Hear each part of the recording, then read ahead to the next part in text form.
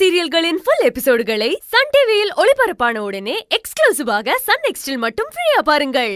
இப்போ உங்களுக்கு 500 கோடி ரூபாய் சொத்து இருக்குதுன்னு தெரிஞ்சதும் ஷாக் ஆகி நின்றுக்கல.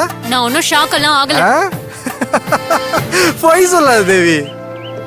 500 கோடி ரூபாய்க்கு 5000 வோல்டேஜ் கரண்ட் ஷாக் அடிச்ச மாதிரி நின்றுருக்க நீ. அப்ப இன்னும் வாய்கிழியே பேசுனீங்க. என் அப்பா சொத்து, என் மாமனார் சொத்து எல்லாமே எனக்கு மட்டும்தான் சொந்தம், மீனா சகோதரிக்கு எதுவுமே தர மாட்டேன்னு. இப்ப மீனா சகோதரியோட சொத்து எவ்வளவு தெரியுமா? 500 கோடியா. அது மட்டும் இல்ல, பேங்க்ல பல கோடி ரூபாய் மீனா சகோதரி பேர்ல டெபாசிட் பண்ணி வச்சிருக்காங்களாம்.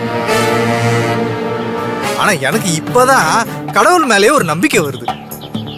யார் யாரையெல்லாம் இந்த உலகத்துல ஒதுக்கி வைக்கிறாங்களோ அவங்க வாழ்க்கையில அப்படியே கடவுள் மாத்தி வச்சு வேற ஒரு லெவல்ல கொண்டு போய் உட்கார வச்சிடறாருல. இதுதான் எப்பவுமே நம்ம கிட்டதான் எல்லாமே இருக்குன்னு ஆடக்கூடாது. ஆடினவங்க எல்லாம் கடைசி வரைக்கும் ஆடிட்டே இருந்தது கிடையாது. ஒரு நாள் அடங்கி போயிடுவாங்க. யார் அண்ணா?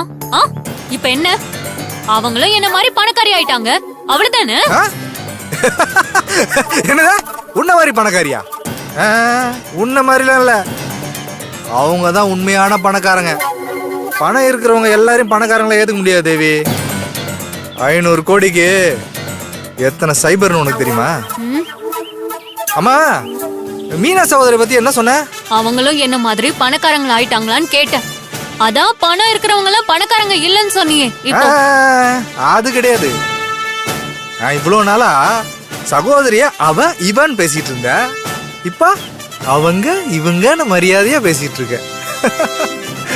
அவங்க பொசிஷன் என்னன்னு தெரிஞ்சதும் அவங்களுக்கான மரியாதை தானா அப்படியே மேல ஏறுதுல.